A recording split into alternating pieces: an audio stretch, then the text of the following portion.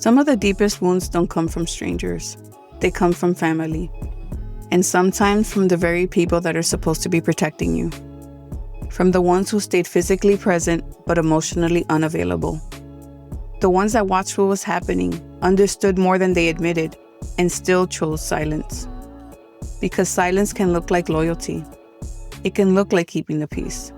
It can look like survival. But when you're the one being harmed, silence doesn't feel neutral. It feels like being sacrificed to maintain the family narrative. Today I want to talk about what it feels like to grow up knowing someone saw your pain and didn't intervene. To live inside a bond that required endurance, not safety. This episode is about the quiet betrayals that happen inside connection. About what it does to a child when the people who are supposed to protect them instead ask them to endure. Because when family chooses comfort over truth, the distance that forms isn't always physical. Sometimes it lives inside the relationship itself. And learning to name that without minimizing it, without excusing it, without carrying the shame for it is part of healing. This is Born Tired, where survival meets healing. A podcast for those of us who grew up in survival mode but are ready to heal and speak our truth. I'm Irene, a cycle breaker learning what peace feels like after years of survival. Every episode is an invitation to rest inside your truth, to feel seen, and to remember you were never alone. This is what it sounds like when silence finally breaks. Before we begin, I want to share a gentle reminder. This episode includes stories and reflections about domestic violence, childhood trauma, and abuse. Please listen in a way that feels safe for you. If at any point you need to pause or step away, honor that. Your well-being matters more than finishing the episode. If you or someone you know is in danger or needs support, you can reach out to the National Domestic Violence Hotline at 1-800-799-7233 or visit thehotline.org for free. Confidential help is available 24 hours a day. And if you're listening from outside the U.S., you can find international hotlines and local resources at findahelpline.com. You are not alone. Take care of yourself while you listen. What I'm about to share isn't something I understood as a child. It took years to realize that what felt confusing back then was actually my nervous system responding to something it didn't have language for. When harm happens inside family, clarity comes later, if it comes at all. As a child, you don't name abuse. You name feelings. You notice when the air changes, when your body tightens, when something doesn't feel right, even if no one else acknowledges it. You learn to adapt before you learn to question. To make sense of what's happening in ways that allows you to keep going. And when no one around you interrupts the harm, you assume the interruption must come from you. For a long time, I carried this story without context. Not as a narrative, but as a collection of reactions. Hypervigilance, shame, a constant need to stay aware. I didn't have words for what I was responding to. I only knew how to survive it. So when I tell this part of my story, I'm not telling it from the perspective of who I am now. I'm telling it as it lived in me. This is about honoring the truth of how it felt before understanding arrived. And it's about giving voice to a child who learned early that silence was safer than speaking, long before she understood what she was being asked to carry. My mother was very religious when I was a child. She was raised in a Catholic family, where my grandmother gathered everyone to pray the rosary every day at the same time. As a child, my mother wanted me to be a nun. Not a doctor, not a lawyer, not a teacher, a nun. I think she hoped she could pray away my father's drinking. Maybe she thought if I became a nun, it would wash away her father's sins, the ones he committed against me. Or maybe she had just lost all faith in men and thought that would be the only safe life for me. My grandfather, her father, used to stay with us whenever he came to the United States. He came every 6 months to keep his visa active. During those days, he slept in the same room as my sibling and me. Him on the top bunk, us on the bottom. When my parents went to work, he watched us. He was a quiet man. People respected him. I remember all my friends would say, "Your grandfather's so cute," but they didn't see the monster I saw.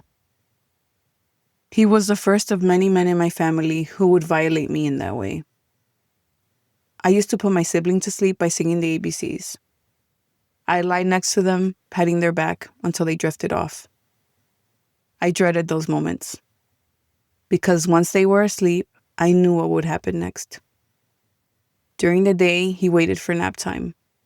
At night, it was easier. He had full access. I tried many times to fight back, to say no. But that's when the threats started. He told me that if I didn't do what he wanted, he would do it to my sibling. And I couldn't bear that. He said all my cousins did it, as if that was supposed to make it normal.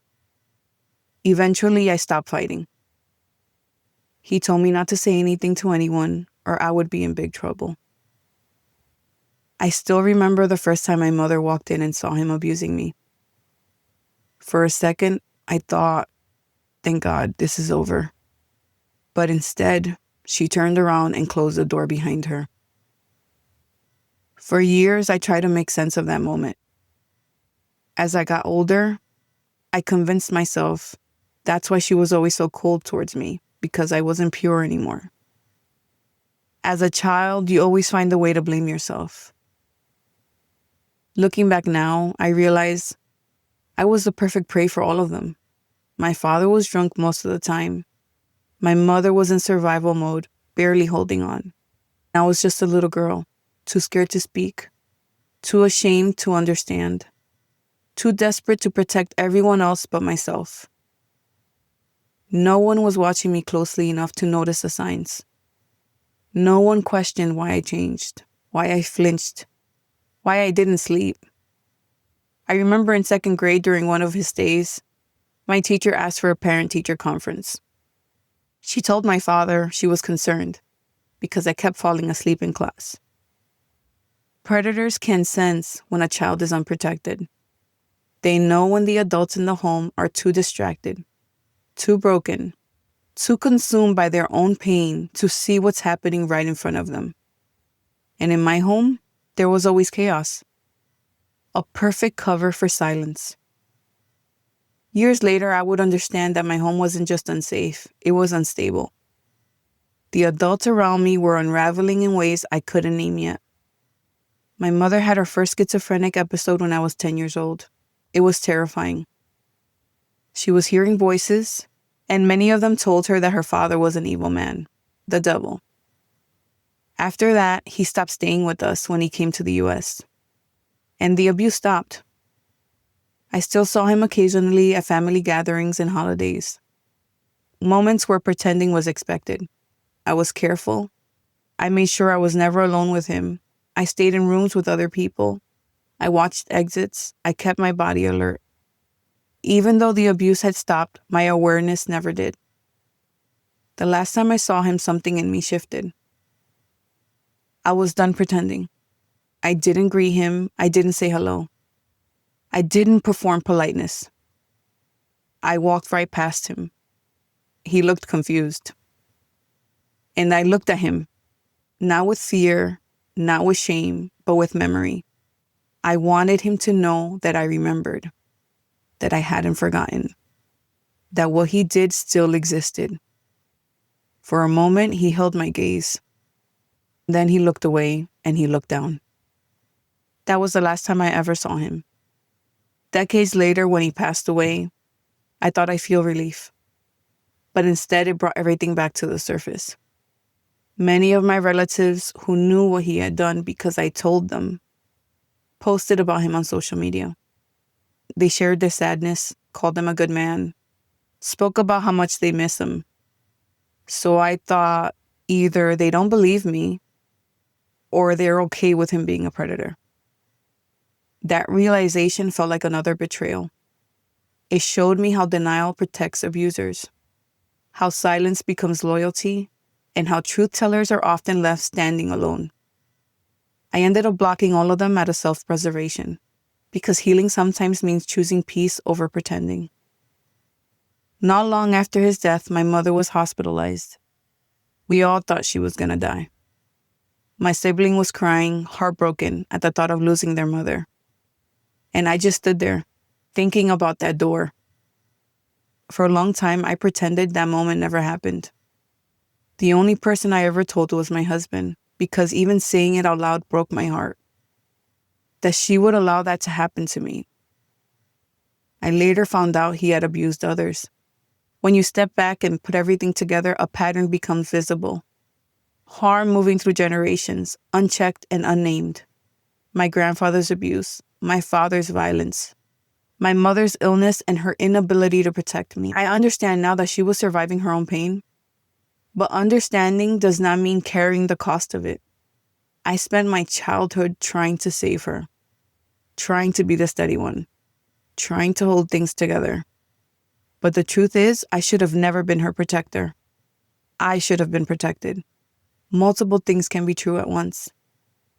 Sometimes I think about that little girl, how she carried secrets that weren't hers, how she sang lullabies to keep her siblings safe, how she mistook silence for protection and survival for love.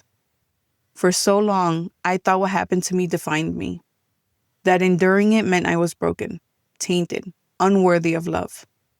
But now I understand I was never broken. I was just forced to grow up in a world that kept breaking around me. I still see that door sometimes, and for a second, I feel like that child again. Small, unseen, and unprotected. But then I remind myself, the woman I've become opened every door that silence tried to seal shut. There's a kind of grief that comes from realizing no one was coming to save you. This is what reclaiming my voice looks like. It's messy, it's painful, but it's mine. Because I was never meant to carry their shame. I was meant to break their cycle, and I am. When I think about that version of me, the child who learned to read danger before she could spell it, the one who tried to protect everyone but herself, I feel both heartbreak and awe. Because she kept going, even when she didn't know what she was surviving for. Even when the people who should have protected her didn't. I used to think silence was strength, that being quiet made me brave, that surviving without asking for help meant I was healing. But silence doesn't heal you, it hides you. And for years, I lived in hiding. From my memories, from my body, from myself. Even after the abuse stopped, my body didn't know it was over. Survival doesn't shut off just because danger leaves the room. It becomes the way you move through the world without even realizing you're doing it. I learned to read rooms before I learned to relax in them. I learned to track tone, posture, silence, to sense when something was about to shift before anyone said a word. My nervous system stayed on high alert because that's what kept me safe once. I learned how to disappear inside my own body, how to stay quiet without being asked, how to make myself small without anyone telling me to. And for a long time, I mistook that for maturity, for strength, for being easy. People praised me for being calm, for being low maintenance, not needing much. But what they were really praising was how well I learned to survive without taking up space. I didn't know how to ask for help because needing something once felt dangerous. I didn't know how to rest because stillness used to mean vulnerability.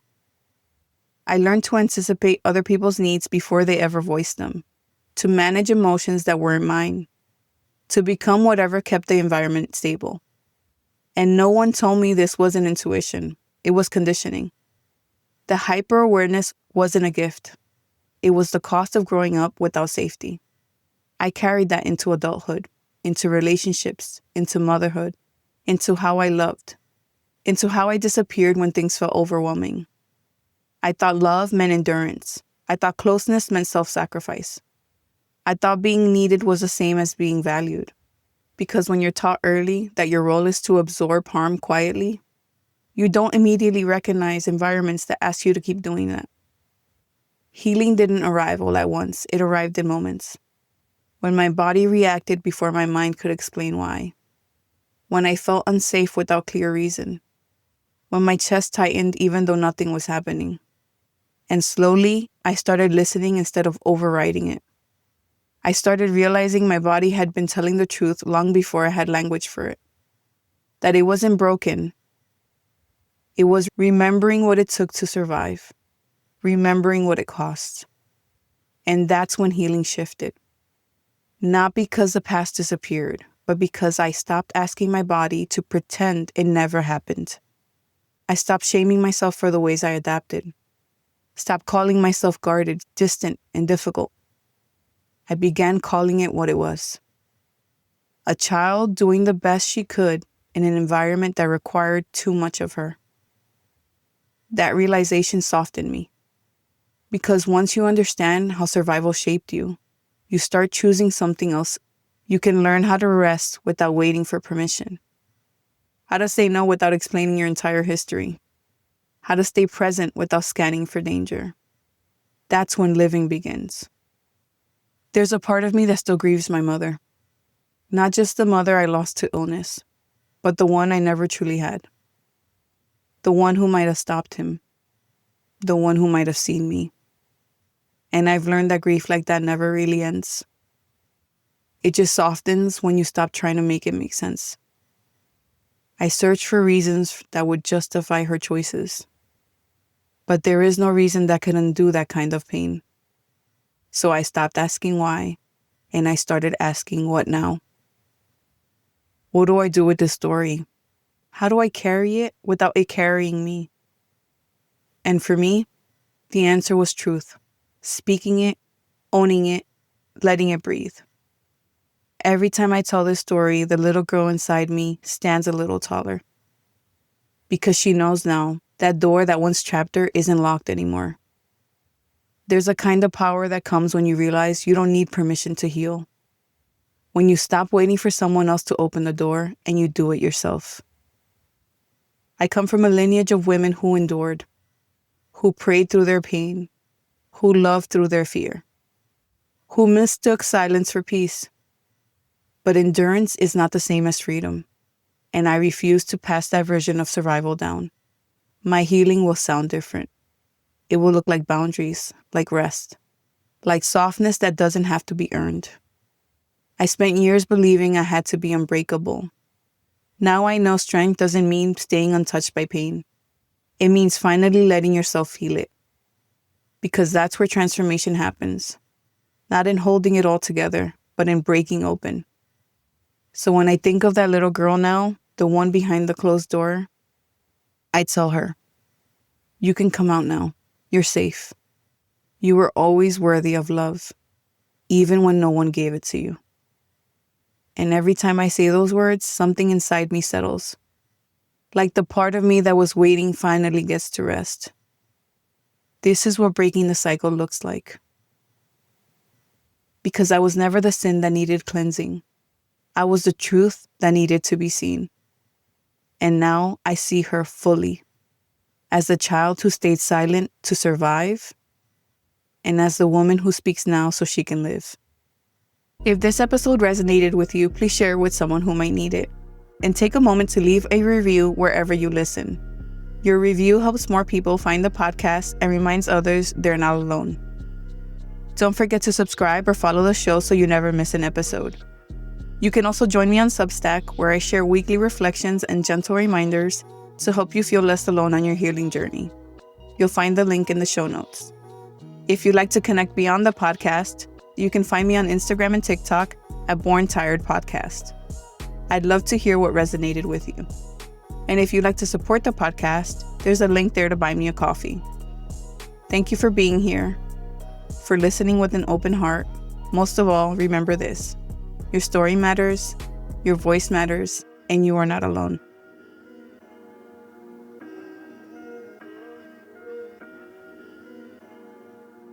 This episode was written and narrated by Irene Torres. Audio production by Carlos Torres. Original music composed by Carlos Torres.